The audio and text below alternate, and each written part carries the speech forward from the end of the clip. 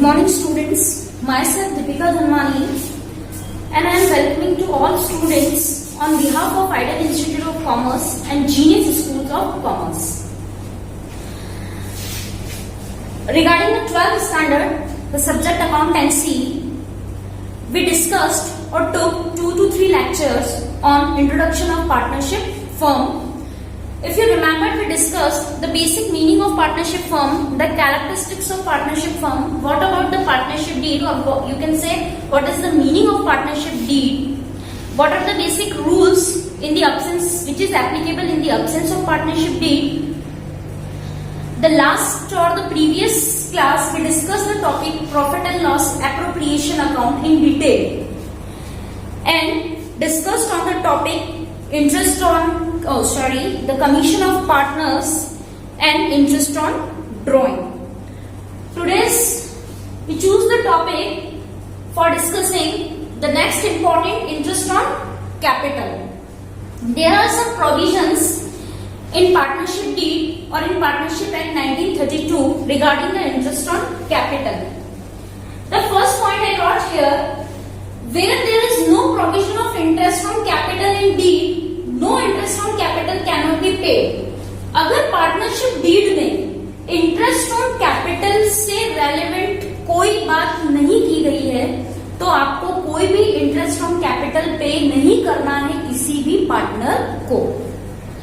The second important point, when there is provision of interest on capital in deed, आपके deed में interest on capital का provision clearly mention है, but no clarification is provided to consider interest on capital as a charge or as a appropriation of profit.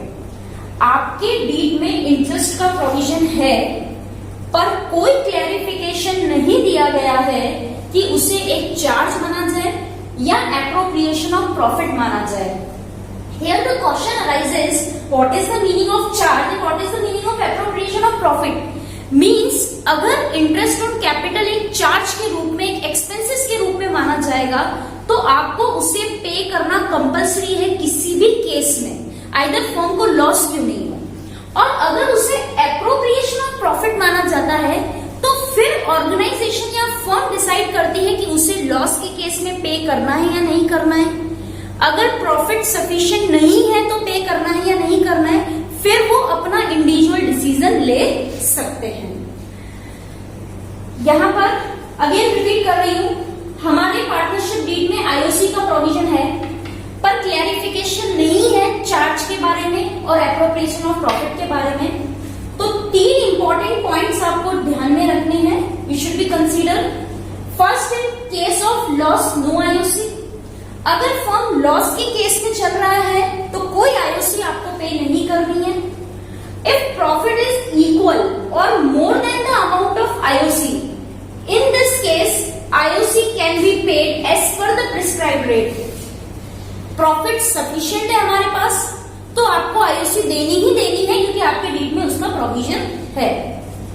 If the profit is less than the amount of IOC, मतलब firm के पास profit तो है पर sufficient profit नहीं है, कम profit है. For example आपको 70,000 interest पे करना है और आपके पास प्रॉफिट 50,000 है और 60,000 है. In that case IOC can be paid only the capital proportion. Means आपको कैपिटल प्रपोर्शन में आईओसी परमिट करनी है और देनी है. कैसे, उनका हम प्रैक्टिकली एप्लीकेशंस भी देखेंगे क्वेश्चंस में. The next point I mention here, when interest on capital is considered as a charge as per the partnership deed, और डीड में आईओसी का प्रोविजन भी है और क्लियरली मेंशन भी है कि आपको आईओसी को एक चार्ज मानना है, एक एक्सपेंसेस मानना है. मींस जब आपको आईओसी को एक चार्ज या एक्सपेंसेस के रूप में कंसीडर करना है, अगर फर्म लॉस के केस में है तो भी आईओसी दी जाएगी. प्रॉफिट सफिशिएंट नहीं है फर्म के पास तो भी आप उनकी आईओसी उन्हें कंप्लीट पे करेंगे. और the last important point, the interest on capital is always calculated on opening capital. हमेशा आईओसी ओपनिंग कैपिटल पे दी जाती है, क्लोजिंग कैपिटल पे नहीं दी जाती है. और opening and closing balance as we know because we have passed out the 11th class also, opening balance क्या होता है, क्लोजिंग बैलेंसेस क्या होते हैं. इफ क्वेश्चन में हमारे पास ओपनिंग कैपिटल अवेलेबल नहीं है, क्लोजिंग कैपिटल अवेलेबल है, तो कभी भी क्लोजिंग कैपिटल पे आईओसी चार्ज नहीं करनी है. आपको बकायदा एक फॉर्मूला यूज करके ओपनिंग वैल्यू कैलकुलेट करनी है. द क्लोजिंग कैपिटल प्लस उसमें ड्रॉइंग की वैल्यू करनी है. प्रॉफिट है तो लेस करना है, लॉस है तो ऐड करना है, और इससे जो वैल्यू आएगी वो ओपनिंग कैपिटल होगी और उसके बाद उस पर इंटरेस्ट चार्ज किया जाएगा. There is major 4 point I wrote here and practice questions is also mention on basis of such. इन्हीं मैटर के बेसिस पे प्रैक्टिस क्वेश्चन भी दे रखे हैं. Now start. First, the closing capital of रघुवीर इज ₹80,000. 80,000 उसकी क्लोजिंग कैपिटल है. जैसे ही क्लोजिंग कैपिटल वर्ड आया, बिल्कुल क्लिक होना चाहिए माइंड में कि क्लोजिंग कैपिटल पे कभी भी आईओसी परमिट नहीं होगी, ओपनिंग कैपिटल पर ही दी जाएगी. तो ओपनिंग कैपिटल कैलकुलेशन की प्रैक्टिस बच्चा स्टार्ट कर देगा. In which ₹12,500 drawing and the current year profit of ₹17,500, what will be the interest on IOC amount of at the 6% per annum? Means आपको क्लोजिंग कैपिटल गिवन है, closing capital आपकी 80,000 है, कभी भी 80,000 पे इंटरेस्ट चार्ज नहीं करोगे. सबसे पहले आप ओपनिंग कैपिटल निकालोगे. ओपनिंग कैपिटल निकालने के लिए क्लोजिंग कैपिटल में ड्रॉइंग को एड किया जाएगा.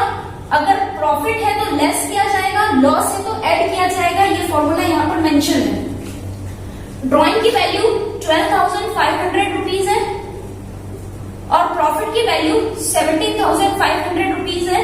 इसको सम अप करके सॉल्व करोगे तो 75,000 रुपीज आपकी ओपनिंग कैपिटल की वैल्यू आ जाएगी. अब आप इजीली ओपनिंग कैपिटल पर इंटरेस्ट चार्ज कर सकते हैं. 75,000 पे आपको 6% पर एनम मीन्स हमेशा कोई भी इंटरेस्ट रेट जो होती है वो ईयरली मेंशन की जाती है.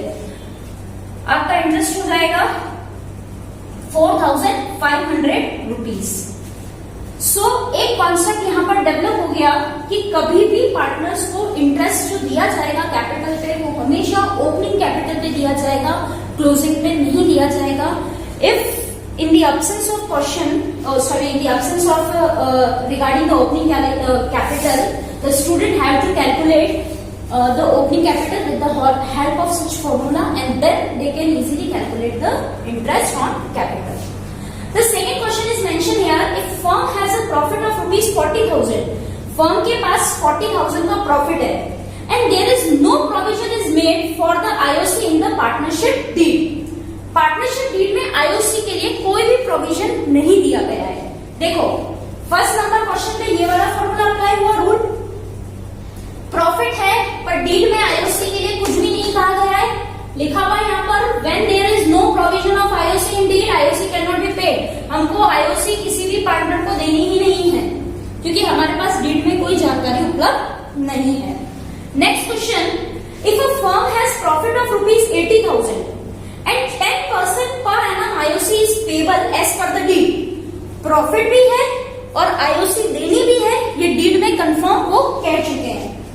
द कैपिटल ऑन 1 अप्रैल की capital means opening capital A की और बी की 4 लाख और 2 लाख रुपीज है. तो इजीली आप इनको आईओसी दे दीजिए.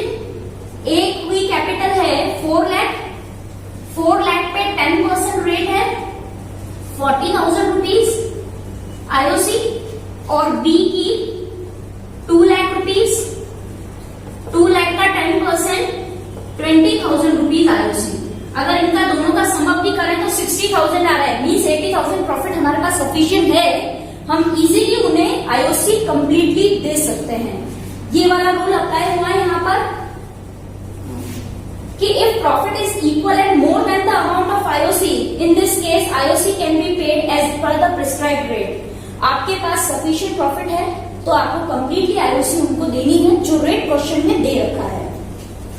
Next question.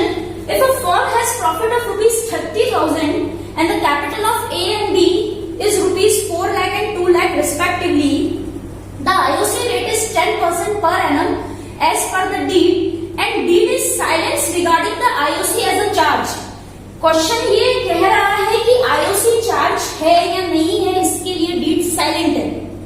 मींस अब आप देखिए, अगर इनकी आईओसी कैलकुलेट की जाए तो फर्स्ट वाले ए की आईओसी बनती है 40,000, 4 लाख का 10%, और बी की आईओसी बनती है 2 लाख का 10%, 20,000।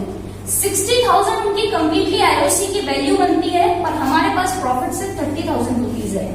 और आईओसी चार्ज है या नहीं है, इसके मामले में डीड बिल्कुल साइलेंट है। तो आपको उन्हें कैपिटल प्रोपोर्शनेट में आईओसी देनी है। हम उन्हें ये आईओसी सैंक्शन नहीं कर सकते हैं। कैपिटल प्रोपोर्शनेट में कैसे देते हैं, दोनों की कैपिटल लिखेंगे, ए की कैपिटल, बी की कैपिटल, और एक प्रपोर्शन, एक रेशियो निकाल देंगे। 5 कॉमन 0 हट गए, 4:2 मीन्स 2:1, ये आपका कैपिटल प्रोपोर्शनेट आ गया। 30,000 रुपीज आपका प्रॉफिट है। 30,000 का 2/3 मीन्स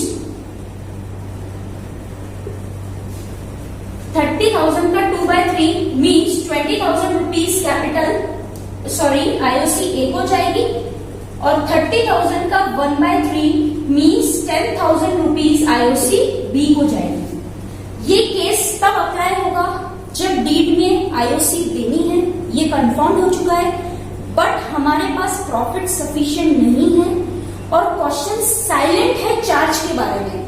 तो हमारे पास जितना प्रॉफिट अवेलेबल है, हम उतना ही आईओसी उनको सैंक्शन कर सकते हैं, उससे ज्यादा हम आईओसी सैंक्शन नहीं कर सकते हैं। ये वाला रूल अप्लाई किया है। If the profit is less than the amount of IOC, IOC 60 था, प्रॉफिट 30 था, and then IOC can be paid only the capital proportionate. आपको ऐसे केस में सिर्फ कैपिटल प्रोपोर्शनेट में आईओसी देनी है। The next another question, if a firm has profit of ₹30,000 and the capital of A and B is ₹4 lakh and 2 lakh respectively, the IOC rate is 10% per annum as per the deed। Means आपके पास deed है, आपको IOC देनी है। The deed clarified the IOC consider as an charge। जब deed ने clearly कह दिया है कि आईओसी को एक चार्ज के रूप में माना जाए, एक्सपेंसेस माना जाए, यहाँ पे मेंशन है, ये वाला रूल अप्लाई हो रहा है। Whether profit is insufficient or there is loss, अगर प्रॉफिट सफिशिएंट नहीं भी है और लॉस भी है, तो भी ऐसे केस में आपको उनको पूरा इंटरेस्ट देना है, कोई डिडक्शन आप उसमें नहीं कर सकते हैं। मींस ए को 4 लाख का 10% इजीली 40,000 रुपीज आपको आईओसी देनी ही है, और बी की 2 लाख का 10% मींस 20,000 रुपीज उनको इंटरेस्ट देना है। भली फर्म के पास प्रॉफिट 30,000 का है, पर आपको दोनों को कंप्लीटली आईओसी देनी है। फर्म उस केस में लॉस में चला जाएगा, वो फर्म के ऊपर रहेगा। Next last question, if firm has loss of the year 40,000, already firm loss में चल रहा है, the capital of A and B is 4 lakh and 2 lakh is respectively, the IOC rate is 10% per annum as per the deed, the IOC is to be charge on profit. IOC को charge माना जाए, अब भी हमें रूल पड़ा, अगर IOC को charge मानना है और डीड में रेट दे रखी है, तो चाहे प्रॉफिट अनसफिशिएंट हो चाहे लॉस हो, आईओसी कंप्लीटली अमाउंट से सैंक्शन होगी। मींस ए को भी 40,000 रुपीज आईओसी मिलेगी और बी को 20,000 रुपीज आईओसी मिलेगी। Okay, thank you.